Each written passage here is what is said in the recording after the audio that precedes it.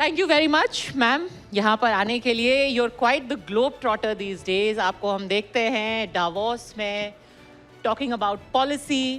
पर जो यहाँ का देश में जो आपको वोटर सुनता था, देश में जो लोग आपको देखते थे, एकदम मुखर आप आवाज तो थी. ऐसे कह रहे हो जैसे भगवान को प्यारी हो गई देश में. भगवान ना करे. बट वो सोच रहे हैं कि आजकल स्मृति जी थोड़ी टोन डाउन हो गई हैं. क्या बिल्कुल क्या कर नहीं. रही हैं आजकल? आपका शीर्षक है कार्यक्रम का व्हाट इंडिया थिंक्स टुडे, और मेरा कार्य है कि अब मैं इंश्योर करूं कि what India thinks today the world does tomorrow. तो इसीलिए मेरा सौभाग्य है कि 2 दशक मैंने अपने संगठन को और 10 साल मैंने अपनी सरकार को एक कैबिनेट मंत्री के रूप में सेवा दी. अपने राष्ट्र में थोड़ा बहुत योगदान देने का मैंने प्रयास किया. लेकिन एक मीडिया के शो के हिस्से में मैंने कहा था देश में कि रिश्तों के भी रूप बदलते हैं. तो नए क्योंकि सांचे में ढलते हैं, तो एक नया सांचा है जिसमें ढला है, लेकिन मिट्टी वही है, खुशबू वही है, संकल्प वही है. चाहे देश में हो या विदेश में, परचम भारत का लहराना चाहिए, ये मेरा संकल्प है. मैम, आपने जो अलायंस फॉर ग्लोबल गुड, जिसके चेयर अब भारत है, और ये हम सबको जानना चाहिए क्योंकि कई बार हम इतने अपने जो डेली ग्राइंड ऑफ पॉलिटिक्स में उलझ करके रह जाते हैं. अभी ऐसे कई हाई टेबल्स हैं, ग्लोबल हाई टेबल्स, जिस पे भारत आसीन है, जिसको चेयर कर रहा है भारत, और अलायंस ऑफ ग्लोबल गुड उनमें से एक है. पर हार्डकोर पॉलिटिक्स जिसको कहते हैं ना, बिल्कुल आपने जा करके चुनाव लड़ा, जायंट किलर, और वहां से आपने जो लीप किया है पॉलिसी में, क्या लेसन्स आप पॉलिटिक्स से पॉलिसी में ले गई हैं, और क्या अब यही दिशा आपकी रहेगी, पॉलिसी मेकिंग, ग्लोबल प्लेटफॉर्म? बहुत कम लोग ये नसीब लेकर आते हैं कि वो ग्रास रूट एक्टिविज्म करें, सोशल एक्टिविज्म करें और पॉलिटिकली प्रैग्मेटिक रहें, पॉलिटिकली भी प्रखर रहें.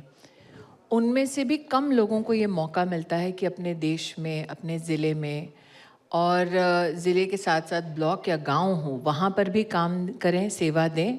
और अंतर्राष्ट्रीय, जैसे कि आपने कहा, कुछ ऐसे मसले अथवा कुछ ऐसे विभाग या कुछ ऐसे संगठन जहाँ पर न सिर्फ देश की बल्कि वैश्विक संकल्पों की वो जगह होती है, वहाँ पर हिंदुस्तान को एक अपनी जगह मिले. मेरा ये एक उद्देश्य था जीवन का कि हम कब तक टेबल में सिर्फ एक मेंबर के नाते बैठेंगे.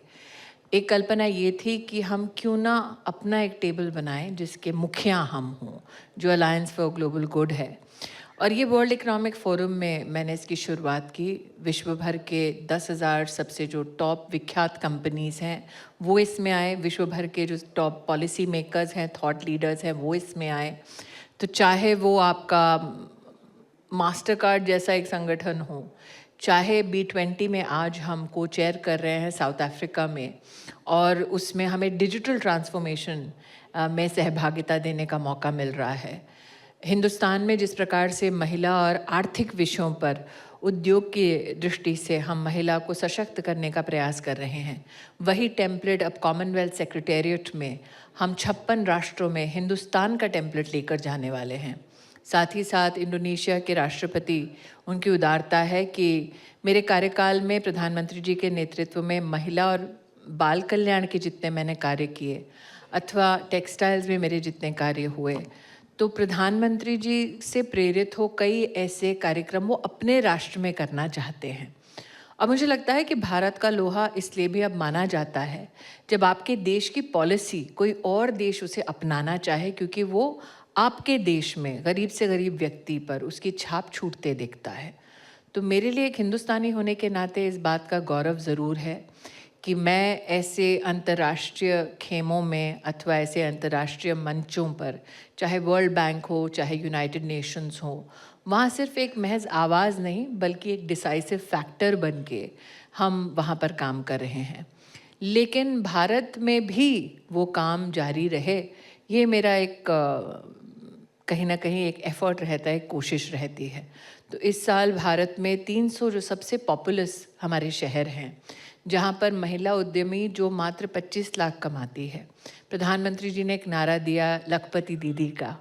अब हम क्योंकि प्रधानमंत्री जी की छत्र छाया में पले बड़े हैं, तो हमारा भी थोड़ा एम्बिशन जागृत हो। हमने कहा लखपति तक सीमित क्यों ना रहो, क्यों करोड़पति नहीं बन सकती महिला। तो हम अब इन 300 शहरों में वो महिला उद्यमी जो सेल्फ हेल्प ग्रुप में कम से कम 20 लाख रुपए का टर्नओवर कर चुकी है सतत 2-3 साल, अथवा एसएमई में 2-3 साल से सतत 20 से 25 लाख का टर्नओवर कर चुकी है, वो 1 करोड़ कैसे कमा पाए, उसकी व्यवस्था, उसका समर्थन देने के संकल्प के साथ इस वर्ष मैं अपना काम शुरू कर रही हूँ।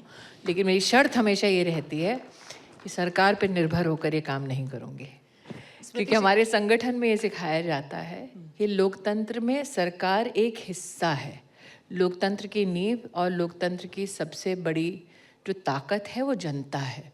और नरेंद्र भाई खुद भी कहते हैं कि democracy has to be a partnership between the people and the prime minister. क्यों हम लोग ये सोचते हैं कि सिर्फ प्रधानमंत्री जी को या सरकार को ही सामाजिक या आर्थिक उत्थान में अपना योगदान देना है? हम खुद नागरिक होने के नाते क्यों ना एकजुट होकर अपने समाज में कोई योगदान दें जो हमारी अर्थव्यवस्था को और सशक्त करे, और उनके उसी जीवन मार्गदर्शन से कहीं ना कहीं ये कार्यक्रम हमारा जो है प्रेरित हुआ है।